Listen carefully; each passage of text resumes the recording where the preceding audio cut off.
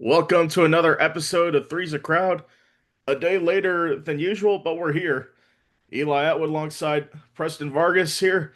And Eli, good Monday, not a good Monday night game, a blowout, but good stats on the board, I guess.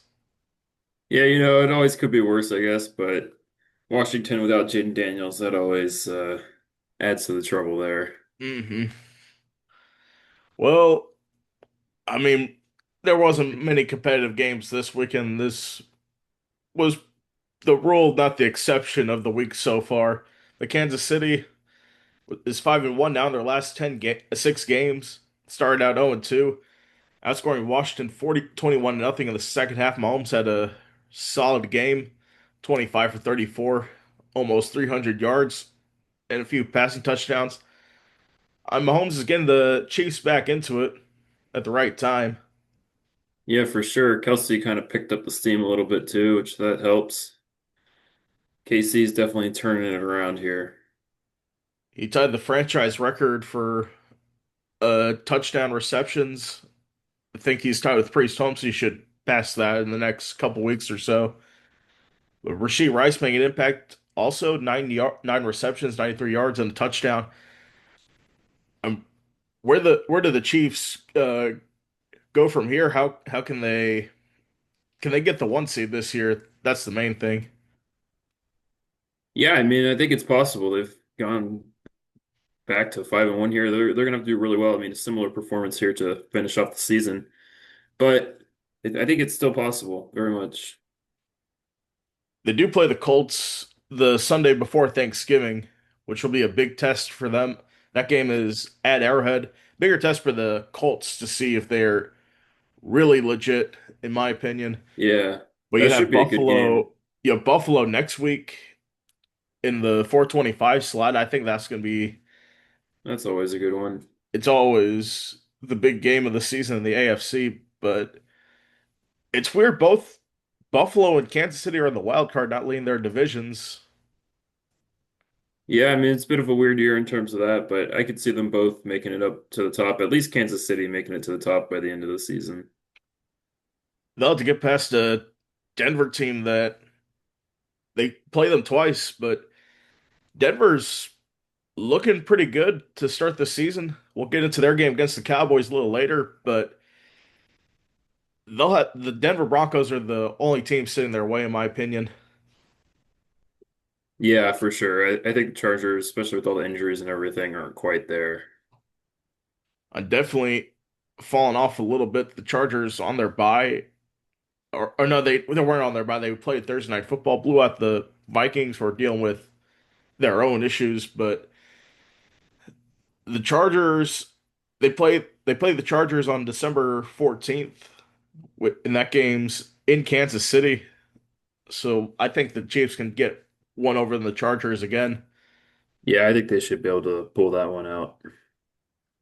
And then for the Washington Commanders, this is their third straight loss. They didn't have Jaden Daniels. What do the Washington Commanders do from here? Yeah, this is definitely a bit of a scary situation for the Commanders, I'd say. Started off the season a little bit hot, coming off some momentum from last year, just haven't quite figured it out this season. I think it's just people maybe had their expectations set a little too high. Yeah. Second year quarterback. I mean, Jaden Daniels has been playing better than Mariota, obviously, but still, he's had his ups and downs. So I think that maybe got a little ahead of ourselves there. We talked about this on the show I think it was last Monday, where I said the Commanders had a gauntlet coming up, and it's starting now. They lost 3 straight. Now they got the Seahawks at home Sunday night football next week. Then the Detroit Lions before going to Madrid to play the Dolphins. And they could, like I said, they could easily lose 5 straight games. And who knows how the travel overseas will go for the Commanders. I Yeah, mean, for sure. I mean, that could kind of help you or hurt you either way. the Dolphins got a big win against the Atlanta Falcons. I mean, that's I think they'll still beat the Dolphins. They're a much better team. Only if Jaden Daniels plays that game against the Miami Dolphins in Madrid. Yeah, I mean, I could honestly see them winning either way there. Dolphins have looked really bad. I mean, obviously they had a performance a little better here, but I think if you know how to stop the Dolphins, any team can pretty much stop them. And then you definitely need Jane Daniels back. That's for sure. But I don't honestly I don't see them winning the next two games before they got the after the game in Madrid they have their bye, which they need that to get healthy because Terry McLaurin, despite getting a touchdown, left the game with an injury. So, and you've lost him for I don't know how many games for a good chunk of the games of the season. You haven't had McLaurin in the lineup, Yeah, he's been out a lot. and he leaves the game with another injury.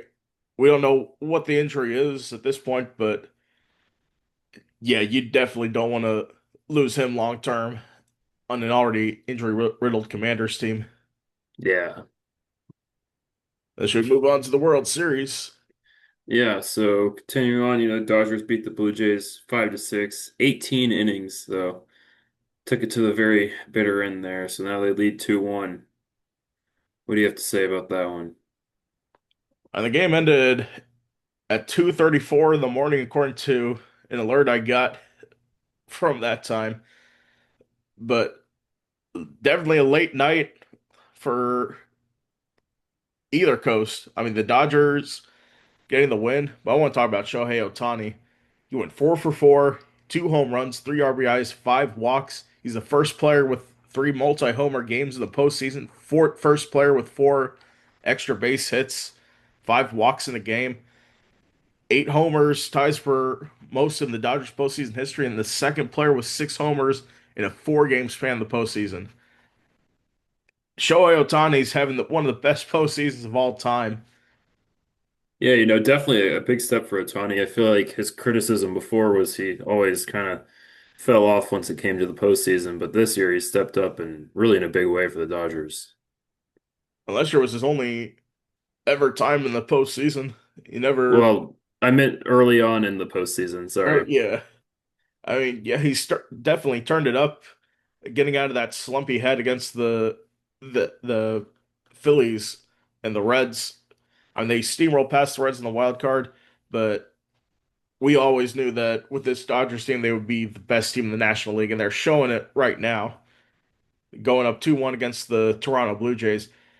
But I'm kind of worried for them tomorrow because Shohei Ohtani had the late night. He's scheduled to pitch tonight. I think that the Blue Jays could probably get a game tomorrow off of the Dodgers because your bullpen was just used all up last night, and the Blue Jays they have a their bullpen they were also used up last night too, but the difference is their starting pitcher, the Dodgers starting pitcher tomorrow, Ohtani is going to pitch tonight. I think that's going to make the difference. Yeah, for sure. Big difference right there. I mean, and we'll talk about that Freddie Freeman walk off in the 18th. There were several fly balls where they thought that the Dodgers were going to win, like in the 15th, 16th, but just didn't go over the wall. And people didn't Hmm. know that it was going to go over the wall until it did, right over Dalton Varsho. I'm Yeah, just definitely going to barely be, scraping by for the win there.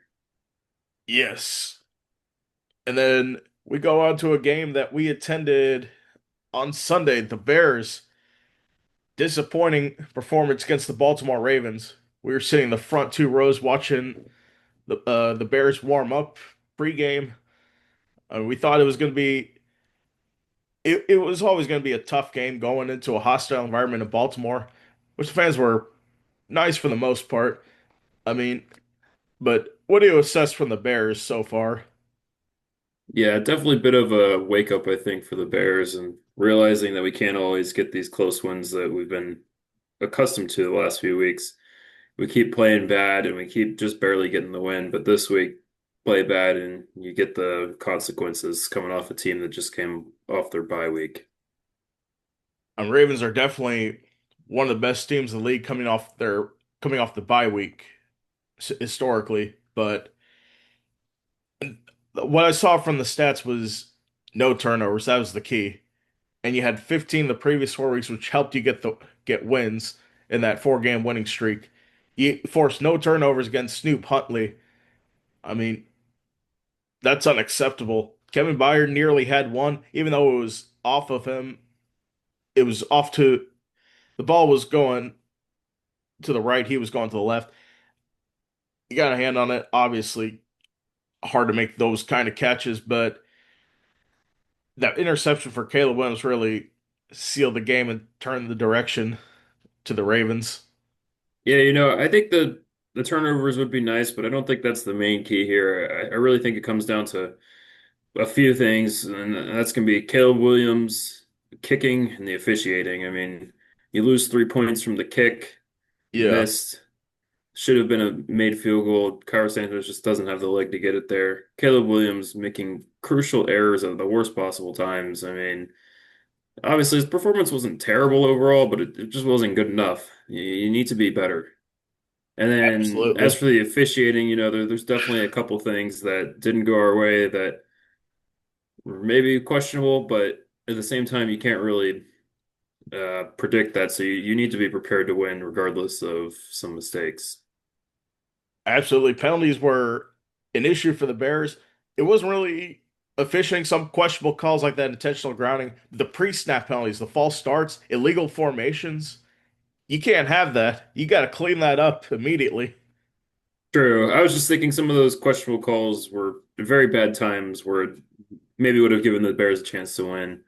If you get especially that that. intentional grounding off, you make that field goal. If you get the pass interference called on DeAndre Hopkins, which was very clear, I mean, got him right across the face mask. Yeah. Give the Bears one last shot there. Just wasn't able to happen. And also early on in the games, you gotta go for the touchdowns instead of going for the field goals. We drove down the field twice in the first quarter, only came away with a field goal, got in the red zone twice. Yeah, for sure. I mean that comes down to Caleb Williams too. I feel like in the red zone he just isn't efficient at all. We run the ball down there to get in position. Keep running the ball down in the red zone if it works to For try to sure. get in. That one touchdown we had, DeAndre Swift run, keep handing it to him and don't trust on the passing game as much. That's how we beat the Saints on the ground. Yeah, I mean, honestly, I think this team is trying to be something that they're not. We're a team that needs to operate on the ground, and Ben Johnson continuously has been trying to pass, which I get the advantage, but at the Yeah, same time, we're just not there yet. You need to create something a little bit easy for your second year quarterback. I think we need a run to set up the pass. Don't go away Exactly. from what works. Keep going on the ground for a majority of the time. And Caleb Williams doesn't have to play the hero all the time. That's what I've been saying all season. Yeah, and I mean that's partially on Williams too. He needs to focus on making the smart choice instead of the hero ball play. And going back to that interception, I've seen replay after replay. He had Monangai on the check down. Instead went to Roma Dunze, which got picked. You get it to Monangai there, you get the first down, I think. Yeah, I mean, yeah, definitely he had to make the decision quick because it wasn't as backed up a little bit there, but it bad interception. And the thing is, I think he had Odunze. He just threw the ball too late and behind him. Yeah, If he just had him a few seconds beforehand, he would have had the throw no problem. I'm for sure. All right. Well, I guess going on, the Broncos beat the Cowboys 44-24. What do you think about that game, Preston? I mean, it's good that Bo Nix had another good game. RJ Harvey, former UCF Knight, 2 touchdowns on the ground that game. I think he had one receiving touchdown as well. Oh yeah, one Could be receiving wrong on touchdown. that. I think it was one rushing, one receiving. I thought he had three total. I could be wrong, Oh, but maybe it was one and two. I'm pretty sure it's I'm pretty sure it's 2. I'll double check the stats. But I think the main story from that game is their defense really sucks right now. The Cowboys Yeah. defense. I I mean, mean, that's the Matt Eberflus effect right there. Matt Eberflus effect. trading away Micah Parsons. I mean, Jerry Jones, when he talked post game, he just didn't make sense. He's right that it's not one singular guy that can make it happen, but you trade away one of the best defensive players in the league that you should have paid. And I already went on a rant about that back when it happened, so I don't need to do that again. But if you had him right now, your defense would be like 20th instead of worst in the league. Yeah, exactly. But Dak Prescott, 2 interceptions. He's got to step it up. I mean, the thing is for the Cowboys, if they want to make the playoffs, Dak Prescott's has to have near perfect games for them to make the playoffs to make up for Yeah, you need good defensive. performance from the entire offense, really. The defense just is worthless. And CeeDee Lamb had 74 yards receiving, George Pickens 78 yards. And those are only two receivers on that you have. You got Javonte Williams had 2 touchdowns. Javonte Williams not a bad back going against his former team. Yeah, he's been playing a lot better this season. I mean, he's definitely the right running back for them right now, but and for the future as well. And let me just double check on RJ Harvey. Um, oh yeah, 3 total touchdowns. That's good for him. Yeah, for sure. Big game. I think he only had maybe one or two touchdowns going into this game. Definitely a career game for him. But on Dak Prescott, he definitely has to get better for sure. Yeah, for sure. On the Cowboys, they got the Cardinals coming up Monday Night Football before their bye. According to ESPN Plus, what I saw this morning, they have a plus 400 chance to make the playoffs. I mean, I definitely don't see them making it in against the rest of the NFC. Yeah, for sure. I mean, I just don't think they're quite good enough. Yeah. All right, well, I guess now we can go into our rapid fire segment. hmm Let me For get this my. time, I'm going to be in the rapid fire chair. Eli's going to ask the questions, I'll answer. All right, so we've got flipped around here. So starting off, we've got Green Bay versus Pittsburgh. Is Aaron Rodgers having a comeback year? Is this sustainable? I mean, it's sustainable on offense, but their defense is putrid right now. They aged a lot in the offseason, and it's showing they don't have a good defense right now. We thought it was going to be the other way around, the defense having to bail Aaron Rodgers out, but Aaron Rodgers is steering the ship pretty good to start the season. I think it's sustainable for him. All right, next up, Colts beat the Titans. Is Jonathan Taylor an MVP candidate at the running back position? He absolutely is. I think Jonathan Taylor, he might be leading the MVP race over others. I mean, I think he's the focal point of that Indianapolis offense. I think Dan Jones has been playing well, but Jonathan Taylor's cementing himself. That's what Daniel Jones had in New York with Saquon Barkley, having a good running back to complement you. Yeah, for sure. That's definitely been helpful throughout his career. And next up, we got the Eagles taking on the Giants. What is the Giants' identity without Scatterbo? Uh, I don't know. I don't know if they have one. Honestly, I think their identity is Jackson Dart. We'll see how he does. I mean, you lost Malik Neighbors, now Scatterbo. You got Tyrone Tracy replacing him in the backfield, which he was the starting running back going into the season. He'll get back to his starting role. I don't see the Giants. We never thought they were going to make the playoffs this year, but I think they probably get 6 wins for the rest of the year. Finish at 6-11. Yeah, fair enough there. And next up, Jets just barely getting the win over the Bengals. Is Justin Fields the solution? He had a good game against the Bengals last week, but it's just a fluke game in my opinion. I think that Justin Fields.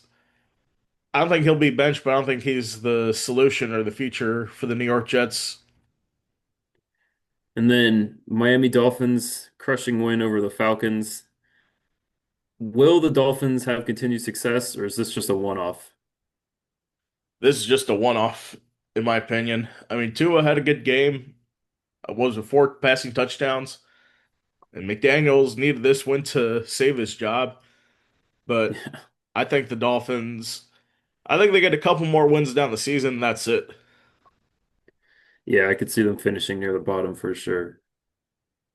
And now we move on to the Orlando Magic off to a 1-3 start to the season. What's causing the Magic's slow start? Yeah, I mean, I think this one's on Mosley. Time and time again, the Magic have improved their roster with little improvement in our final result in terms of playoff standings and even just end of the year regular season standing. And I'm afraid maybe this happened again this year, a clearly improved roster, bringing in Bain, Jones, etc., and you're still not able to compete. I mean, we need to see some more out of this defense for sure, at least. Defensively, we were good last season. Now we're not really good defensively this season. Allowed 136 points to the Philadelphia 76ers. Allowed Maxey to have 43 points. Edgecombe, 26 points. She's a solid rookie this season. Definitely a rookie of the year candidate against For Cooper. sure. I'd But say Edgecombe's probably the front runner after the first few games, but I mean, it's too early to tell. I mean, Cooper Flag left last night's game with an apparent shoulder injury. But right now, Edgecombe is would be second on the rookie of the year ladder. But onto the Magic, I think Tyus Jones has been disappointing. He had a terrible game against the Chicago Bulls on Saturday night, and we lost three straight now. I look at Wendell Carter Jr. He's starting to become a liability as he gets older. Yeah, I mean, there's some benefits of Carter Jr. being in the game, but he also has some big drawbacks. I mean, one thing I've really noticed is he's failing to pass the ball out at all. Every rebound, he's going back up. And when you have a guy who can't even hit half his free throws, it feels like it's not a good way to go because he just goes either draws a foul or misses, and then misses the free throw. So it's not good at all, honestly. I'm Wendell Carter 1 for 3 on free throws last night. De Silva, he played 14 minutes, no points, 2 rebounds, 1 assist. He's got to be more consistent off the bench. Anthony Black hitting that half beyond half court shot to in the third quarter, which gave us momentum. We brought it to within 6 in the last 3 minutes, but then let Philadelphia go on a run to end the game. And then that was it for us. I mean, next in the next game on Wednesday we played Detroit on the road. It's gonna be a tough one. Then Charlotte back to back on Thursday. I Yeah, for mean, sure. We it's gonna should be go hopefully get some wins out of these, but we need to step it up. absolutely like you said. Mosley's got to get the guys ready to go every night, and it looks like we have Washington on the road on the first of November. I think that will be a win. And then Atlanta, they're pretty good. That's going to be an NBC game on Tuesday. That's I think Definitely worth watching. I think we have to. The key is for the Magic is to step up. It can't be Powell and Franz all the time.